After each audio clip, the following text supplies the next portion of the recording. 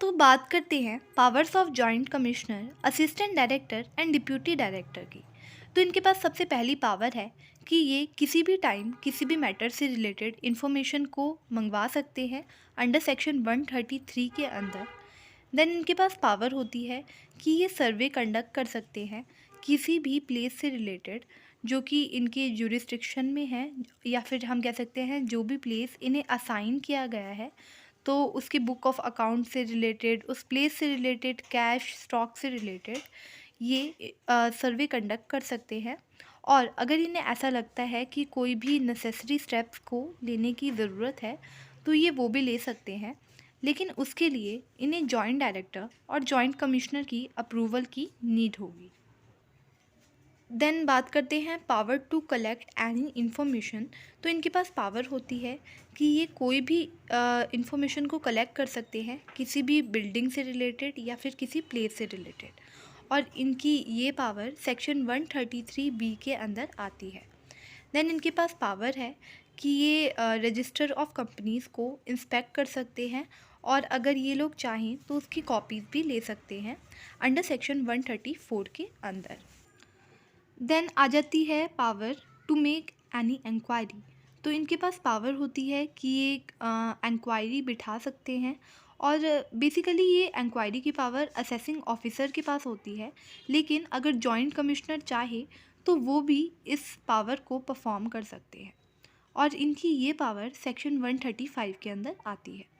Then इनके पास power है कि to call for and examine the records. तो इनके पास पावर है कि ये एग्ज़ामिन कर सकते हैं रिकॉर्ड्स को, उनको मंगवा सकते हैं अगर इन्हें ऐसा लग रहा है कि किसी भी असेसी की जो असेसमेंट है वो पेंडिंग पड़ी है तो।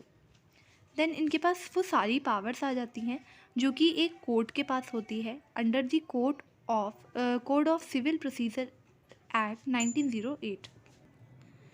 देन इनके पास पावर है टू इंक्वायरी इनटू कंसीलमेंट, यानी अगर इन्हें ऐसा लग रहा है कि किसी भी असेसी ने कोई भी इनकम को कंसील किया है या फिर हम कह सकते हैं छुपाया है, और या फिर वो ऐसा करने जा रहा है, तो ये उसके ऊपर इंक्वायरी बिठा सकते हैं या फिर इन्वेस्टिगेशन बिठा सकते हैं under section 131 sub section 1A के अंदर। देन जो असेसिंग ऑफिसर होता है उसके पास ये पावर है कि वो असेसमेंट से पहले कोई भी इंक्वायरी बिठा सकता है अंडर सेक्शन 142 एंड 148 के अंदर। असेसिंग ऑफिसर के पास ये भी पावर होती है कि वो असेसमेंट भी कर सकता है अंडर सेक्शन 143, 144 एंड 147 के अंदर। तो अब बात करते हैं असेसिंग ऑफिसर क्या होता है। असेसिंग ऑफिसर वो पर्सन होता है जो कि एक असेसी की इनकम, जो टोटल इनकम है उसको असेस करता है, और हम कह सकते हैं असेसिंग ऑफिसर असिस्टेंट कमिश्नर भी होता है, डिप्यूटी डायरेक्टर, डिप्यूटी कमिश्नर, या फिर हम बात कर सकते हैं assistant director, income tax officer. तो ये जितने भी लोग होते हैं ये असेसिंग ऑफिसर ही माने जाते हैं। तो assessing officer first and foremost officer होता है डिपार्टमेंट का, जो कि सबसे पहले असेसी के कांटेक्ट में आता है।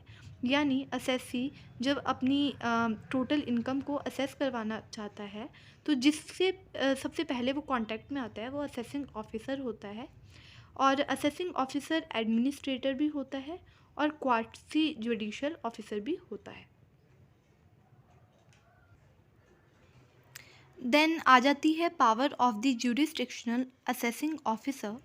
तो फेसलेस असेसमेंट स्कीम के अंदर इनके पास कुछ पावर्स होती हैं, जैसे कि अगर ये चाहें तो पेनल्टी लगा सकते हैं, कलेक्शन कर सकते हैं एंड रिकवरी कर सकते हैं डिमांड की, और मिस्टेक्स को रेक्टिफाई कर सकते हैं, एपीलेट ऑर्डर्स को पास कर सकते हैं, रिमांड रिपोर्ट को सबमिट कर सकते हैं, और अगर ये चाहें तो एपीलेट अथॉरिटीज़ भी रिमांड रिपोर्ट को सबमिट कर सकती है। देन आ जाती है पावर्स ऑफ कमिश्नर, जो कि अपील पे की जाती है। अगर मतलब किसी भी पर्सन ने कमिश्नर को अपील की है तो कमिश्नर के पास कुछ पावर्स आ जाती हैं, जिसमें सबसे पहली पावर है power regarding discovery production of evidence. तो कमिश्नर के पास वो सारी पावर्स होती हैं जो कि एक कोर्ट के पास होती है, चाहे वो एविडेंस से रिलेटेड हो या फिर डिस्कवरी से रिलेटेड हो। तो कोर्ट के पास जितनी भी पावर होती है under the code of civil procedure 1908 के अंदर, तो वो सारी पावर्स जो हमारा कमिश्नर है उसके पास भी होती है। देन इनके पास पावर होती है इन्फॉर्मेशन को कलेक्ट करने की, इन्फॉर्मेशन को बुलवाने की, अगर इन्हें ऐसा लग रहा है कि इन्फॉर्मेशन की नीड है तो, और ये सेक्शन 133 के अंदर आती है। देन इनके पास पावर होती है रजिस्टर ऑफ कंपनीज़ को इंस्पेक्ट करने की, चाहे वो मेंबर्स के हो, डिबेंचर होल्डर्स के हों, या फिर किसी भी कंपनी के मॉर्टगेज से रिलेटेड हों, और अगर ये चाहें तो उसकी कॉपी भी निकलवा सकते हैं। देन है powers while disposing of an appeal, और इनकी ये पावर सेक्शन 251 के अंदर आती है। तो कमिश्नर के पास जो अपील के रिगार्डिंग जो भी पावर होती हैं, तो वो कुछ इस तरह हैं, जैसे कि अगर किसी भी पर्सन ने अपील की है against an order of assessment, तो अगर कमिश्नर चाहे तो उसे कंफर्म कर सकता है, रिड्यूस कर सकता है, या फिर इन्हांस कर सकता है। कोई भी अपील जो पेनल्टी से रिलेटेड हुई है, तो उसे वो कैंसिल कर सकता है, या फिर कंफर्म कर सकता है, या फिर वो रिड्यूस कर सकता है, पेनल्टी को इन्हांस कर सकता है। और अगर कोई दूसरा केस है तो वो ऑर्डर पास कर सकता है अपील से रिलेटेड, जो भी उसे लग रहा है कि ठीक बैठेगा। तो ये सारी पावर्स थी। देन बात करते हैं faceless jurisdiction of income tax authority scheme 2022। तो फेसलेस असेसमेंट स्कीम क्या होती है? ये एक ई असेसमेंट स्कीम है जो कि गवर्नमेंट के द्वारा इंट्रोड्यूस की गई है। फेसलेस असेसमेंट स्कीम बेसिकली क्या होता है, जैसे कि एक असेसी है और एक असेसिंग ऑफिसर है, तो जब वो कांटेक्ट में आते हैं तो वो फेस टू फेस कांटेक्ट में नहीं आते, वो लोग इलेक्ट्रॉनिक वे में कांटेक्ट में आते हैं, या फिर हम कह सकते हैं वीडियो कॉन्फ्रेंसिंग के थ्रू कांटेक्ट में आते हैं। तो उसी चीज़ को हम कहते हैं फेसलेस असेसमेंट स्कीम। तो इसमें क्या होता है, एक असेसिंग ऑफिसर जो भी असेसी है उसकी जो टोटल इनकम है उसको असेस करता है, लेकिन वो इलेक्ट्रॉनिक वे में, यानी ई असेसमेंट होती है वो। तो इसी वजह से इस स्कीम का नाम रखा गया है ई असेसमेंट स्कीम। और ये एक न्यू स्कीम है जिसमें ह्यूमन इंटरफेस नहीं होता असेसी का। बाकी इस स्कीम को सेंट्रल गवर्नमेंट ने नोटिफाई किया था, और इस स्कीम का नाम है faceless jurisdiction of income tax authority scheme 2022, जो कि सेक्शन 130 के अंदर आती है। और ये स्कीम 28 मार्च 2022 से एप्लीकेबल है। इस स्कीम में कुछ फॉलोइंग एस्पेक्ट्स भी आते हैं, जैसे कि सेक्शन 144 बी के अंदर बताया गया है फेसलेस असेसमेंट से रिलेटेड जो भी असेसी की इन्फॉर्मेशन होती है, टोटल इनकम को कैसे निकालना है, फेसलेस असेसमेंट कैसे करनी है, तो इसमें वो सारी चीज़ें बताई गई हैं। देन आ जाता है फेसलेस अपील स्कीम 2021, ये अपील्स के डिस्पोजल से रिलेटेड है। देन फेसलेस पेनल्टी स्कीम 2021, ये पेनल्टी को कैसे इम्पोज करना है चैप्टर 21 के अंदर, ये उससे रिलेटेड होती है।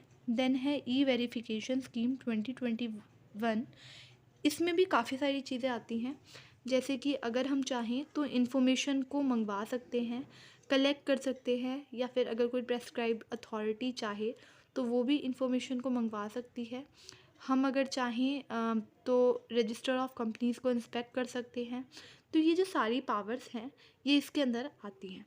देन है फिफ्थ पॉइंट ई सेटलमेंट स्कीम 2021, ये स्कीम एप्लीकेशन को सेंड करने से रिलेटेड है, मतलब एप्लीकेशन की जो पेंडिंग एप्लीकेशन है उनकी सेटलमेंट से रिलेटेड है।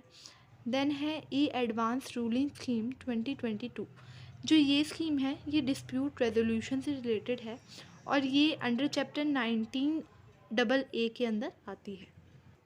देन बात करते हैं इंस्पेक्टर्स ऑफ इनकम टैक्स। जो इंस्पेक्टर्स होते हैं इनकम टैक्स के, उनको कमिश्नर के द्वारा अपॉइंट किया जाता है, और इनको वो सारी फंक्शंस को परफॉर्म करना पड़ता है जो कि कमिश्नर या फिर किसी भी दूसरी अथॉरिटी ने इन्हें बोला है या फिर असाइन किया है जो भी काम, तो वो सारे काम को इन्हें परफॉर्म करना पड़ता है टाइम टू टाइम। तो ये था हमारा इंस्पेक्टर्स ऑफ इनकम टैक्स, और ये था हमारा पूरा चैप्टर।